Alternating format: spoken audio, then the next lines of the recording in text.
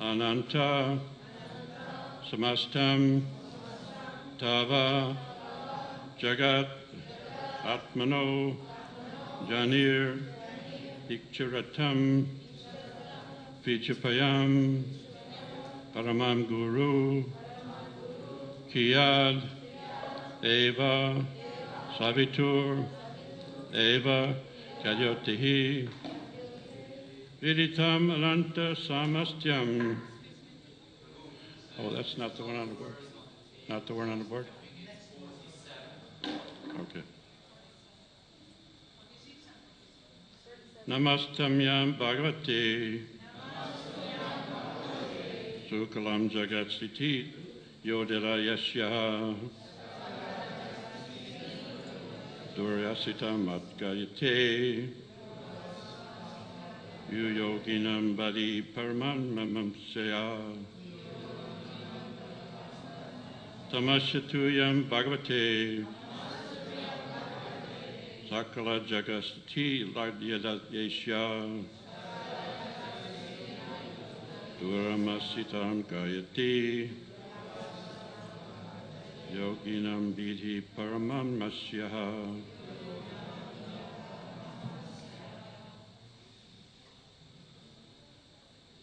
Anybody?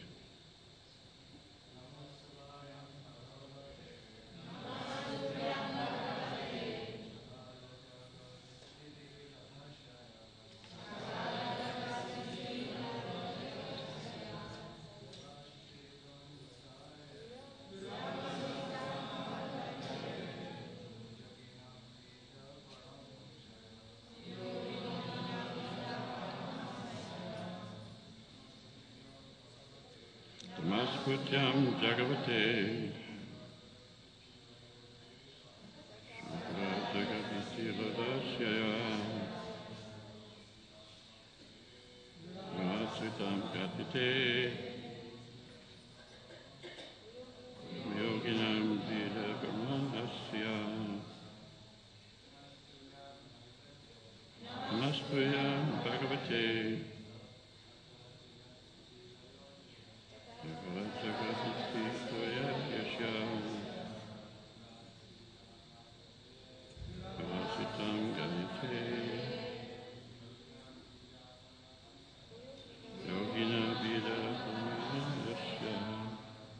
Ladies.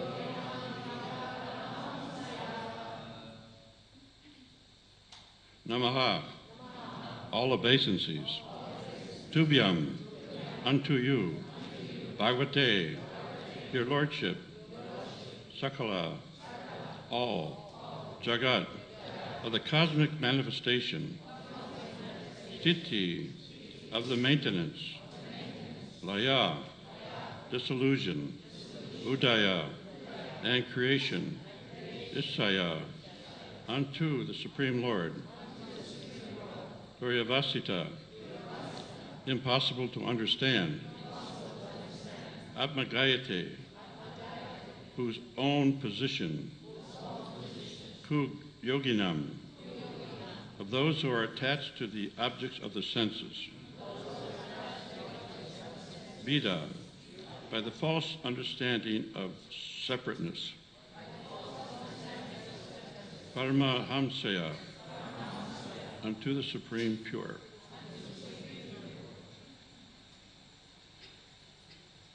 I'll read the last one first.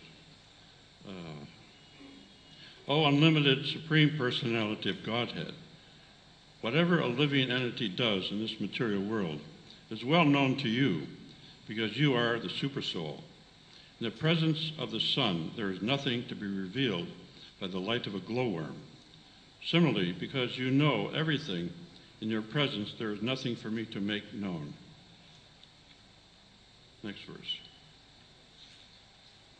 My dear Lord, you are the creator, maintainer, and annihilator of this cosmic manifestation. But persons who are too materialistic and who always see separateness do not have eyes with which to see you. They cannot understand your real position, and therefore they conclude that the cosmic manifestation is independent of your opulence. My Lord, you are the supreme pure, and you are full in all 6 opulences. Therefore, I offer my respectful obeisance unto you. Please repeat. My dear Lord, you are the creator, maintainer, and annihilator of this cosmic manifestation.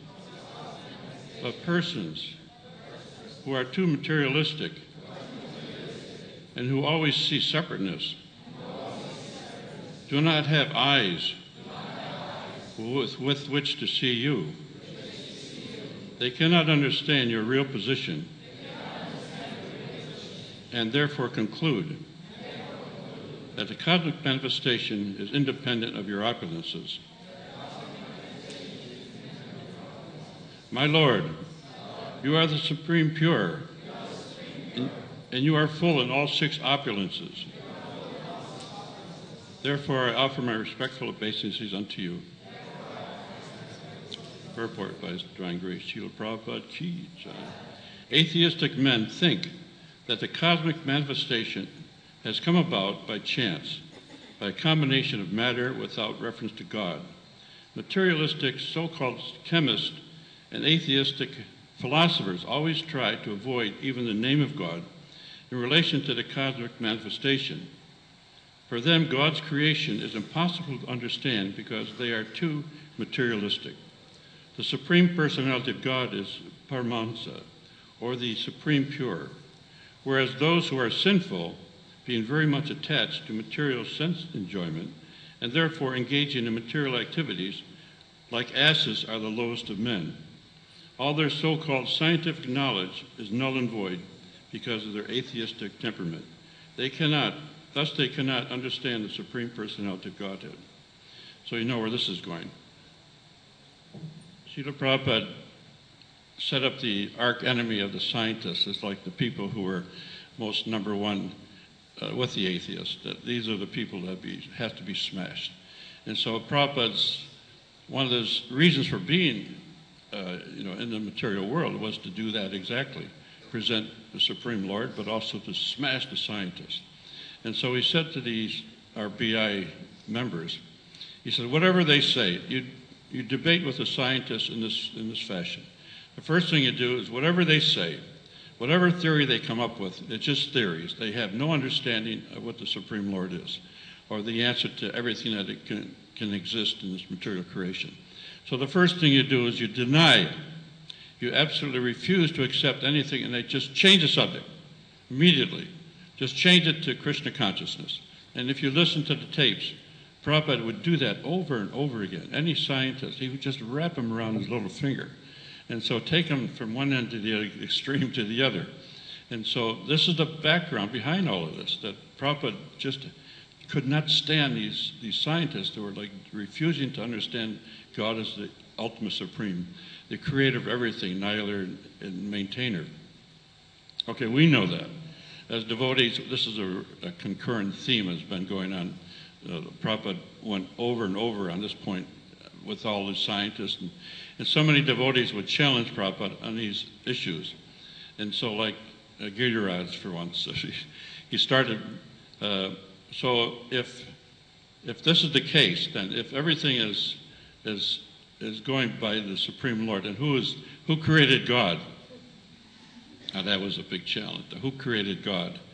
Okay, so Prabhupada just jumped on it. Well, that's the answer. Who created God? There is no creator but the Creator himself. So this is eternal. You're eternal. We're all eternal. But ultimately, God is the eternal supreme being. And so we understand that. If we do understand, really understand, that God has great opulences and is the supreme personality of God. If we understand it, we understand everything else about material nature, prakriti. We understand about super soul because that's within our heart. We understand everything because ultimately we understand Krishna. So try to understand Krishna. That's what we're going to attempt to try to do today. But seemingly impossible because even not the sage can't spell it out. So in any case, Prabhupada would really go strong about this thing. And when they would know exactly, like the devotees like Giriraj and others, would know exactly what to say to set Prabhupada off. And so he says, well, it was all a chunk. You know, this whole purport is all about this, about the chunk, the string theories, the black hole, and the Big Bang. Big Bang. And so this is like, you know, the recurrent theme that just Prabhupada just tore it apart over and over again. So who created the explosives? Who set it off? Where did the explosives come from? And where is this big chunk? And what is this big chunk? And if it exploded, then where is the possibility of anything being created? And so, you know, there are examples, back to Godhead, of a whole bunch of materials for a house being piled in one place. And the guy detonates the pile and make a house. And so if you can't make a house like that, how can you create the universe? And so universal understanding, but all these different theories, this black hole theory, and the atheists that propound these theories ultimately go straight to hell. Like Hawkins, our famous wizard, who can't move anything but his mouth, little tongue flickers, and that's about all he can do. But he's a profound atheist. And there's so many who absolutely deny the presence of God. And so who is so stupid that can't see Krishna in every single thing that's created? You know, flower, the smile of Krishna is in a flower. It's just absolutely horrible. It's amazing that actually that people can't understand that God is the reservoir of all knowledge and giving everything, is backing everything, created everything, maintains everything, and destroys everything. And we understand that. But you go outside these walls, you go in the material world. I'm from upstate New York, and if I go back there shortly, I'm confronted with people who don't believe in God. They don't understand that God is a person, first off. They're just not able to understand it. And ultimately to see through the meat and intoxications, it makes it virtually impossible to have anything religious coming through their brain. And so they go to church, and they confess their sins, and ultimately make the sins the same next Monday after church, or even on Sunday. And so this is the thing that Prabhupada was so angry about, because when you offer some atonement for your sins, ultimately you don't commit them again. But in the Christian church, I grew up that way, and it was like, you know, over and over, repetitive thing. Go to the confessional, confess your sins, even if you don't have any, make up some, and then you get a chance to take communion next day. So there are 5 individuals who set up to try to understand what is inside this material element. What is infinity? How do you measure infinity? Is it possible? So 5 men set out on this journey to go deep into microscopic view on infinity, because it goes in infinity. There's no depth, there's no end of the infinity. It just keeps going. And so the more you observe, the more powerful these microscopes become. Apparently now they can go about halfway, I'm told, in terms of seeing the supersoul, or seeing, not the supersoul, seeing the individual jiva. And so if they can go halfway, that's about the extent. Maybe they go a little more, but Prabhupada has always said that there's no possibility that anybody can measure the jiva. It's not possible. And so, but supersoul is about the size of your upper thumb. Impossible to see. And so the scientists who strove for this, on not being able to do it, but they strove and they tried as hard as they could, dedicated their whole life to it, to find out infinity. And now going outward, infinity is outer space, and the scientists, and they keep understanding a little bit more each generation. But ultimately it's way beyond the scope of material scientists. But to go inward, it seems like there's another play here, to go outside or inside. Infinity exists in all dimensions, because it's infinity, it's endless.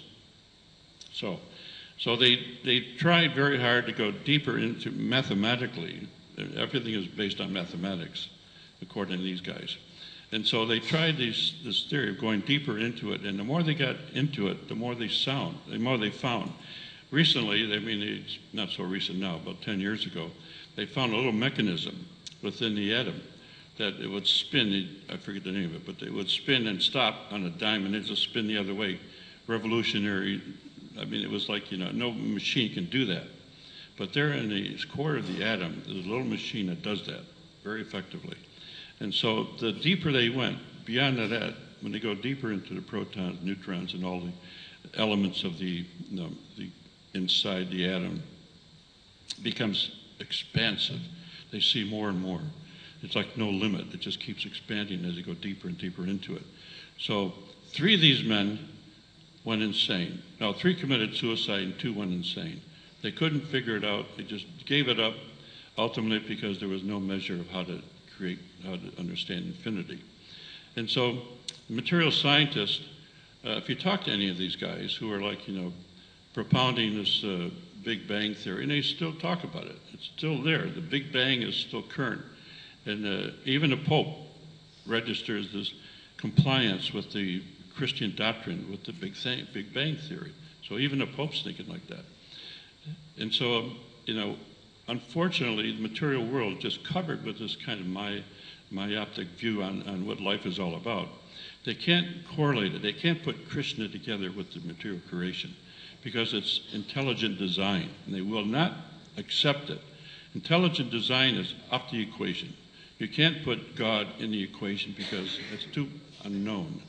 It's too broad a subject. God is like understood to be something hanging up there in the sky in a cloud. He's with St. Peter, and he's, the analogy. God is that person who's up there in the sky, and he's like, he's got the gates of St. Peter's, and if you open the gate, you can get into heaven. But you got to go through purgatory. If you don't make it to purgatory, you go to hell, and that's eternal damnation. And so the Christians are scared like anything of going to hell. But they keep, and like Prabhupada never stopped on this, that ultimately Krishna is like, of course, God, but Christ is the Son of God, so he's a Shakti-based avatar. He's our guru. In fact, the very beginning of our movement, the first challenges were by Kirtananda and others, the Mott Street gang, about this whole point about where does Christ fit into the equation? So Prabhupada said, what do you mean, your Christ? It's our Christ. He's like Shakti-based avatar. He's a guru. We accept him as ultimate, like, in spiritual knowledge. Because he was inquiring, he was preaching. And unfortunately, those who preach, he has the opulence of tolerance and compassion, humility. And so they got crucified him because of those qualities, because he was trying so hard to present God. And he came, we know that he was here in India. He was in Benares. In Benares, they had documents, crediting his presence and his ability to know Shastra. He was astute scholar in the Upanishads. And it's mentioned that if you study the life of Christ and know exactly what he knew, there's no point going any further, what they said back in that time. And so then he went to Jagannath Puri. He was in the Himalayas, and ultimately his 12 years were spent basically in India. Then he goes back to Christ, goes back to Jerusalem, and gets crucified. And so Prabhupada said the worst crime was the fact that they couldn't understand who he is, but the fact that they thought he could be killed. And so even Christ gave him forgiveness, and Krishna couldn't do anything to stop it.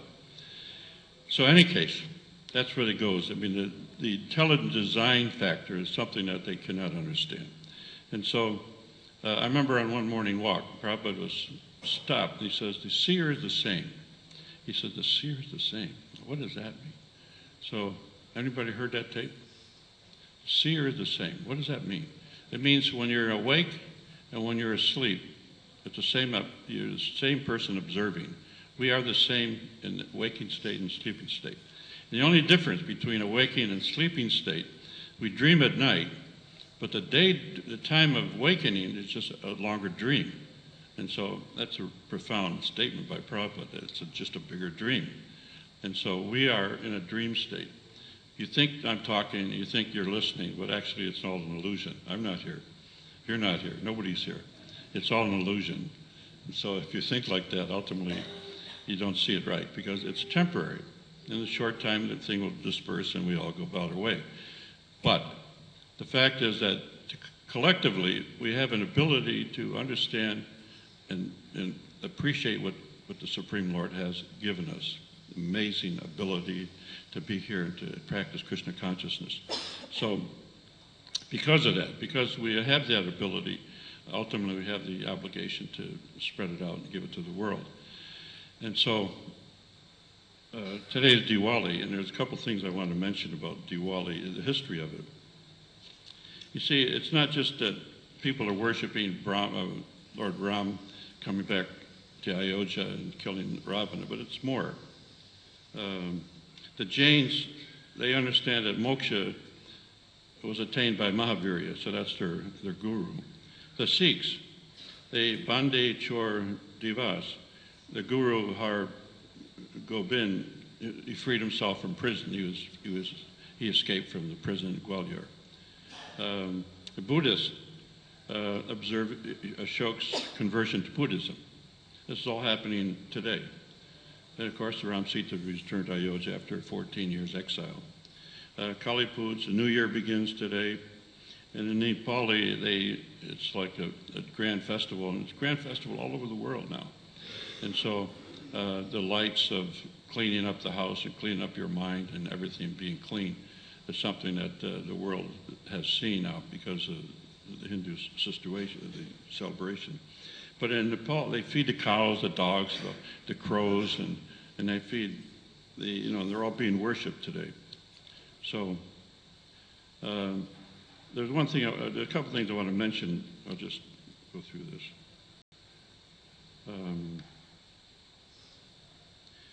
In the eyes of Srila Prabhupada, I don't think anybody here had the experience, maybe. Did anybody have Prabhupada look into their eyes? See eye to eye with Prabhupada? Anybody? There's one. Okay. Very rare, but it had happened to many devotees. That Prabhupada would look you eye to eye, and you know what happens. Complete devastation of anything, contamination in your body. Complete scourge of your whole system. You have that same experience? It's like, whenever it happened to me in Fate when I was working with the Tao Studio. Prabhupada, I kept thinking that I just never get a chance to see Prabhupada. And so he was always obscured because there were so many sannyasis and GBCs. So one time, we're having a Guru Puja in the inner sanctum of the Fate. And so I just started to go up on a chair to look over the head and see if I could, see what was going on with the Guru Puja. And Prabhupada just opened up the whole assembly, and it was like Moses in the Red Sea opening. And so he come right up to me, looked at me face to face. And he read my mind because I was thinking I'll never get a chance to see Prabhupada close up. Face to face, he's like right there. He looked at me pretty deeply. And so my whole life changed. I'll never be the same after that. And so there was many experiences with Prabhupada, and I can't help but go into these because it's so amazing, Prabhupada's experiences, and what we had the benefit of having happened to us is that in a short time, it was like, I joined in 75, but I saw Prabhupada in 66 walking down the street near Tompkins Square Park. He was by himself, so he was observing the situation where it was going to take place, in the Lower East Side. I walked through that Tompkins Square Park every day, and I just happened to get a job uptown working in advertising. It was a commercial artist, Madison Avenue. I missed it by a couple weeks. They had set up the Tompkins Square Park as like the preaching center, having a kirtan, and it all started there. So at that time, it was a very rough situation, and the devotees were trying to appease Prabhupada, not have it happen, not to go out into the public. I mean, it was all right in the storefront, but to go out into the public and start preaching Krishna consciousness to the world, that was unheard of. I mean, can you imagine going out in the hippie land I mean, there was Pollock's. I mean, that whole area was surrounded. Jackson Pollock had a studio right up on top, overlooking the park. There was a peanut bar where Dylan used to hang out. In any case, it was the hub of the hippie beginning. Hippiedom started there and also in San Francisco, of course. In any case, Prabhupada started this whole thing, and then it all began and took place, and now we are where we are. But having a little association with Prabhupada, and of course it's available through his books and videos and everything that Prabhupada gave us. It's like Christ, there's only a small amount of information about Christ, and it disappeared for 12 years.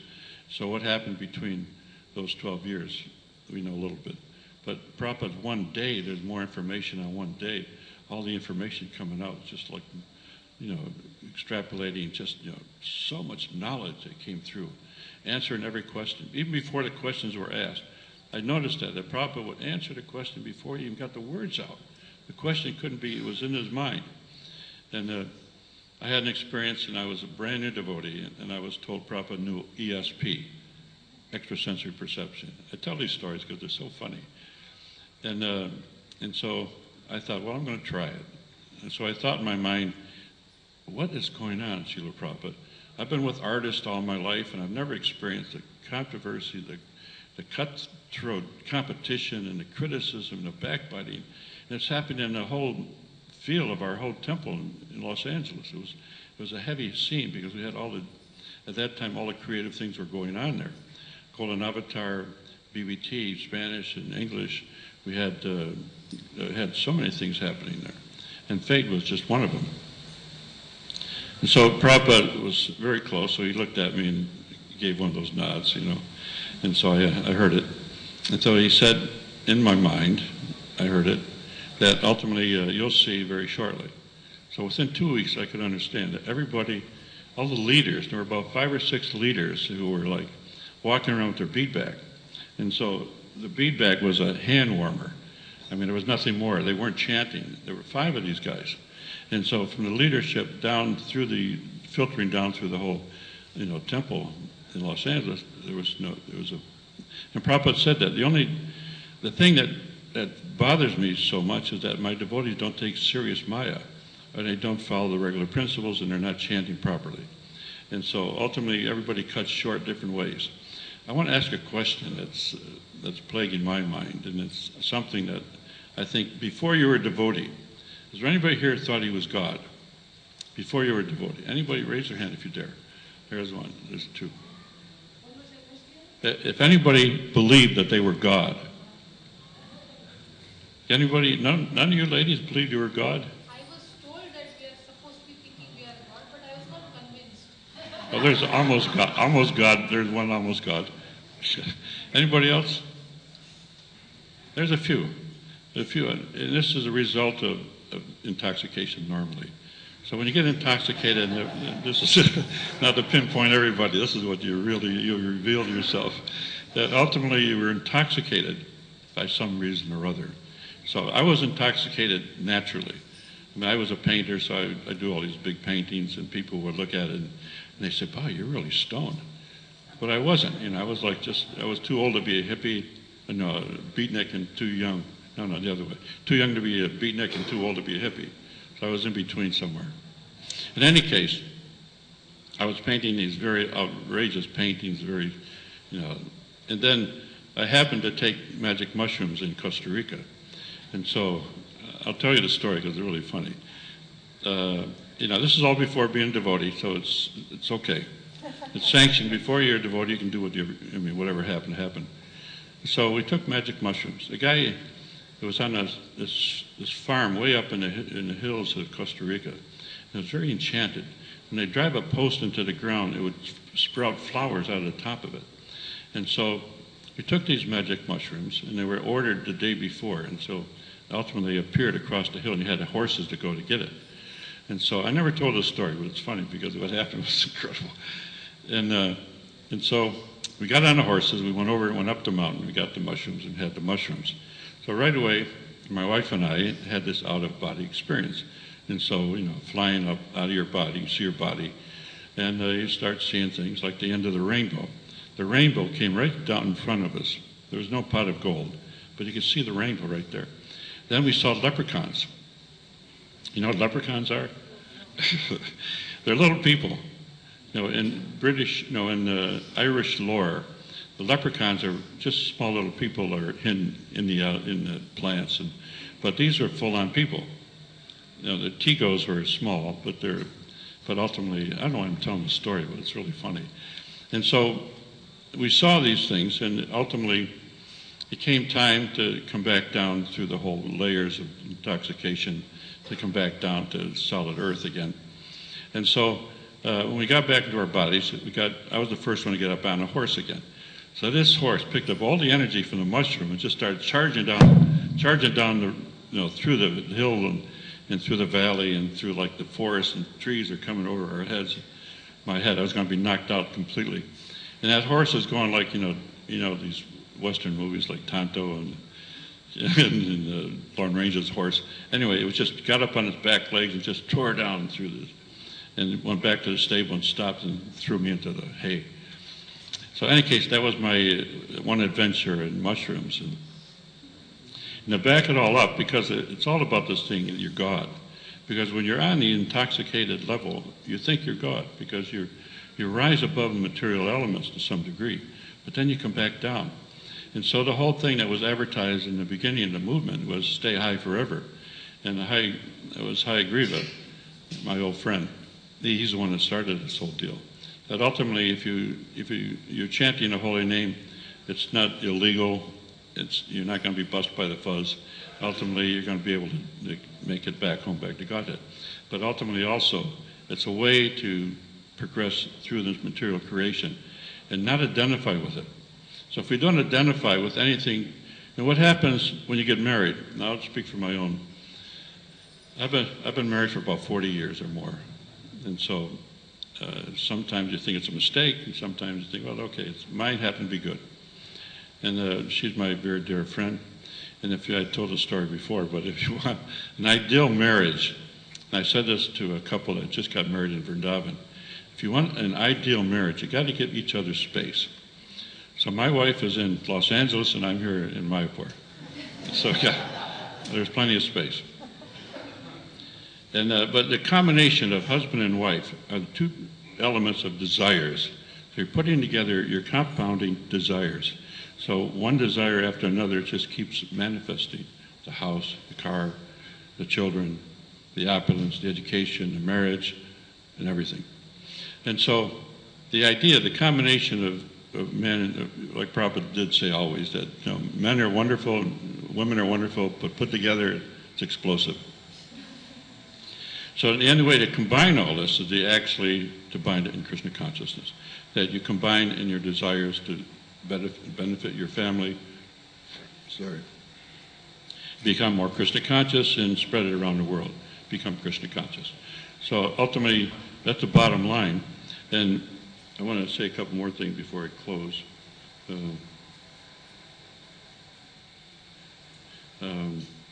think I covered it. Oh, here's something that happens quite often. I've been told by 3 different people that if I'm very lucky in my next birth, I'll be Bengali, or I'll be Gujarati, or Punjabi.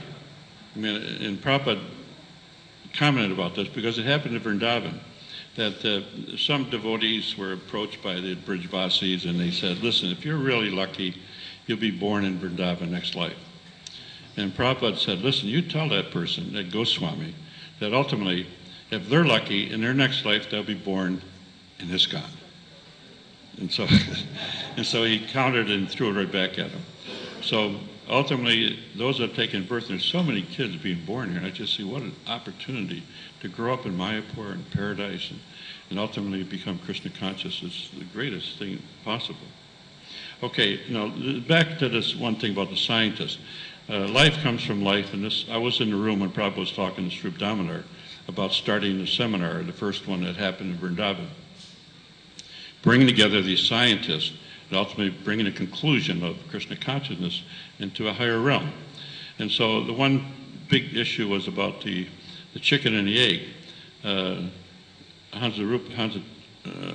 Hansaduta was like in Sri Lanka and confronted one guy and he defeated him about this idea. And so it was a big thing that happened in the newspapers. And so what came first, the chicken or the egg? But how to create an egg? And the Prabhupada went on and on about this point. He says, the material scientists, what can they create? They can make a big, 747, but they can't create a mosquito. Here's a self-propelling little instrument that is so small. It's got everything going for it. It can land, it can fly, it can bite, it can suck your blood. And if it was too much bigger, like the Bengal tigers here, they would suck all your blood out and you'd be dead. But to create an egg, now you can do it. You can create an egg. You can take a bunch of flour, white flour, mix it up, make a nice batter, and put a white pack there. And then you take some tofu, or you take any other substance, mix it up with a little turmeric, and drop that on top. There's your egg. And you put a scientist on top, let him sit and hatch it. And so these whole things that are concocted by the material scientists, that they think life comes from chemicals. And Prabhupada just shattered this thing and had Srubdamodar being the instrument by which he shattered it. And if you've seen some of these videos, and Srubdamodar is like the scapegoat, you're probably whipping him because he's a scientist. He says, well, you're a scientist, so let me whip you a little bit more. Because every time he would, have you seen it? Srubdamodar he's backing a scientific view because he's a scientist. And Prabhupada would make a statement about the Big Bang Theory, and he would qualify and say there are reasons for this Big Bang Theory. And Prabhupada, you're just bogus. You're just one of these stupid scientists. And so the poor guy got it that way, But he was very close, and Prabhupada was so happy that he started that first beginning with when he did that in Vrindavan, the first gathering of scientists. That was so important to him, that ultimately we can stop this whole thing. And now it begins even gloriously with the TOVP, that the whole creation of the big temple is meant to do one major operation, is to revert scientific view back to Krishna consciousness. And so when that happens, that takes place, ultimately it'll be like, one of the memorable experience here for hundreds of thousands and ultimately millions of people will come here and see it. All this is going on now in the beginning. So, I guess I covered it.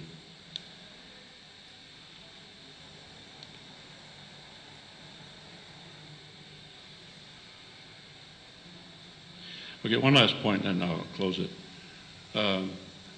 Prabhupada, of course, this old story about how do we know where we come from? How do you know who your father is, I mean, Prabhupada gave these wonderful analogies, and ultimately we know so much about it now, of course, you got to see your mother. And so, what if your mother doesn't know? Then you got a problem. Because some mothers, they have many lovers and ultimately don't see the real creator, who the child's father is. In any case, we are born and raised to be Krishna conscious. And so those that are taking birth now and the mothers who are like raising children, it's your deity. Your child is certainly to be given the greatest opportunity now to be Krishna conscious. And so those of us who are older and who were not devotees before and have now changed, ultimately the path is clear for all of us to go back home, back to Godhead, if we take it serious. And so I've been asked, what can I do more to be more Krishna conscious? And the answer, of course, is just go deeper. And so when you go deeper, it means chant more, read more, follow the program. One last story and then I quit. And so I'm in a dream state. I'm sound asleep and probably comes in a dream. And he says, now it's time to get serious about your spiritual life, in a dream. So I woke up, wrote it all down, what happened.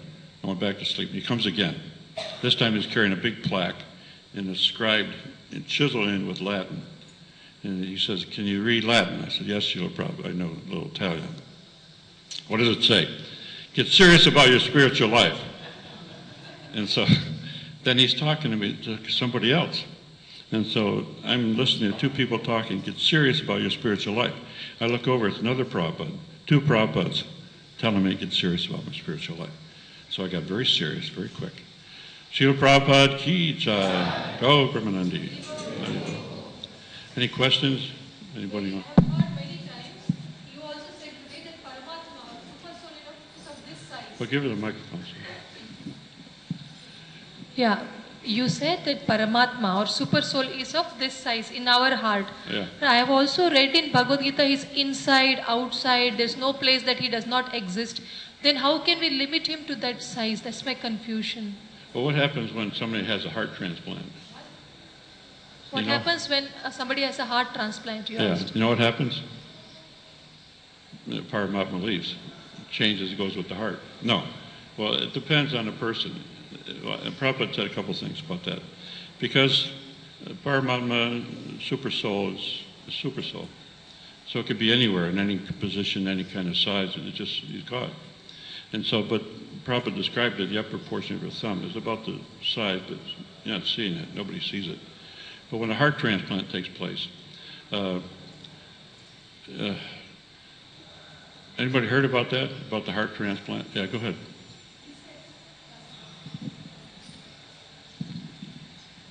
He said, I heard it from Atita Gunamataji. She said, for example, there's a cloth on that seat where you're sitting. If you Speak a little louder into the thing. There's a cloth on the seat, on the Vyasasan. If you want to change the cloth, I get up, you change the cloth, and I sit back down. So the heart goes to the next person. And no, he just steps aside, they change the heart, and he gets back in. Okay. Everybody got that? No, it's like if I am asked to, if you want to change the mat, I get up, you put the mat, I sit here. Well, say it again. I maybe don't understand your question, but it's like... My question was not that if we say Paramatma is of this size, and then we also say Paramatma is everywhere, yeah. Then how can we limit it to this size? I don't understand. Oh, well, that's simple enough. Because Krishna can do anything, and he can manifest in any way. But within each individual, each jiva's got a writing, this consciousness that we think about. Let me explain it. That ultimately, Super Soul is our guiding light, our consciousness that guides us and tells us which way to move, and that is given. If we listen very carefully, that soft voice within our we can hear it. We can actually, we're being guided by Super Soul, left or right. Because he's God, he can take any size. So it just happens that Prabhupada said the measurement of the individual, of each jiva, we got jivatma, but next to the jivatma is a Super Soul. And so he can be any bigger or smaller, but generally speaking, he confines in that space.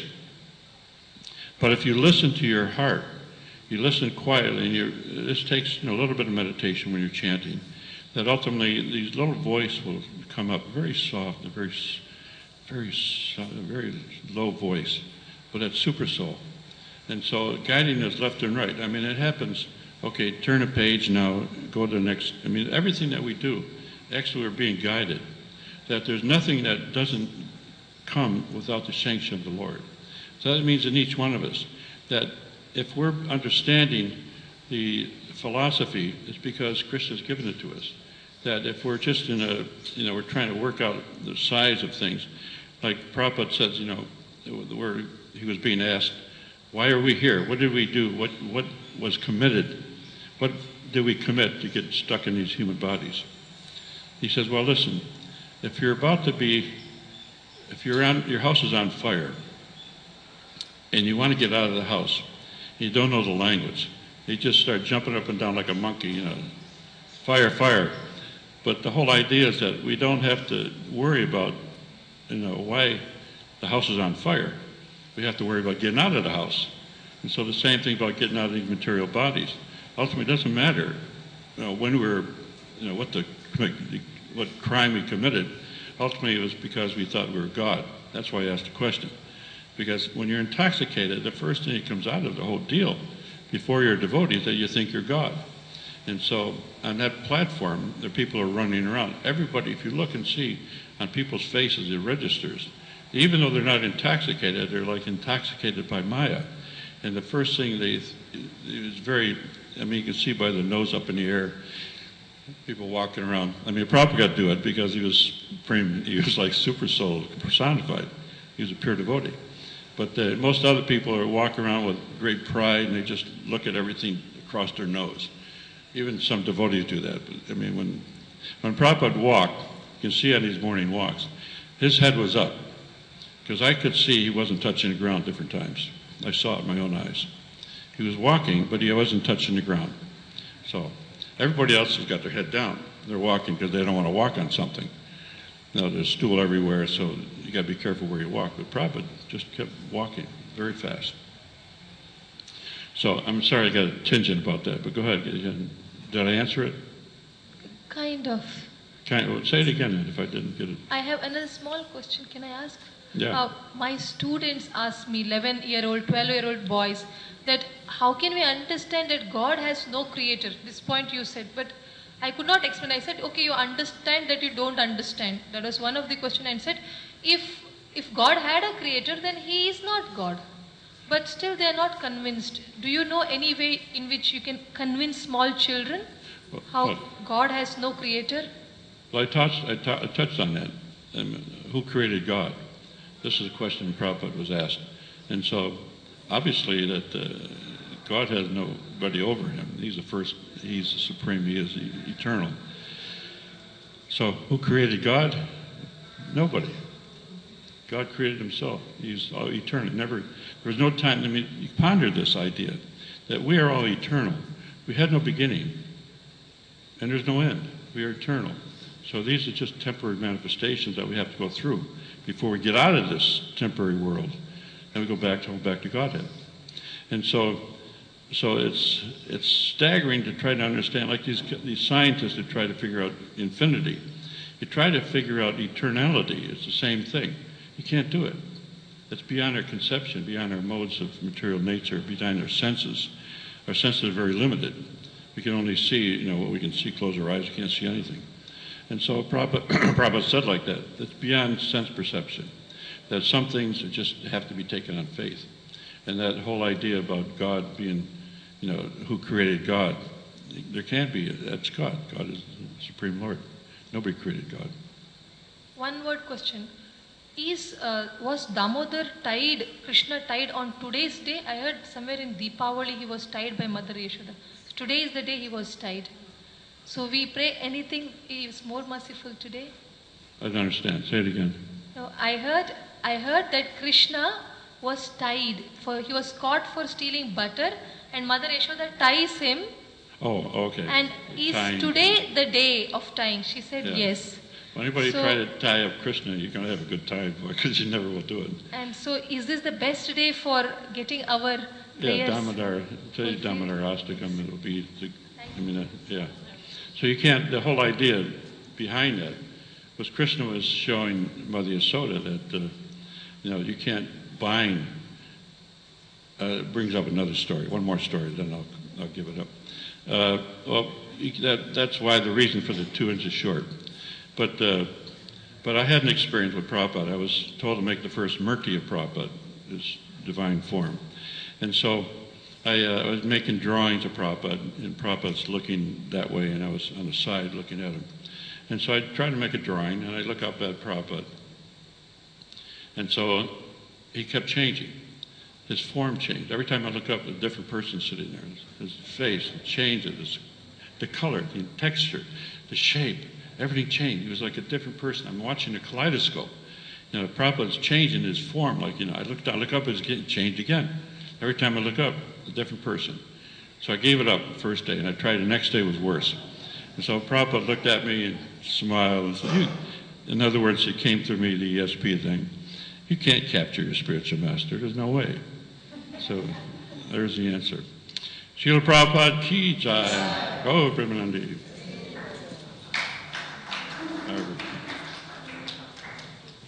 Thank you.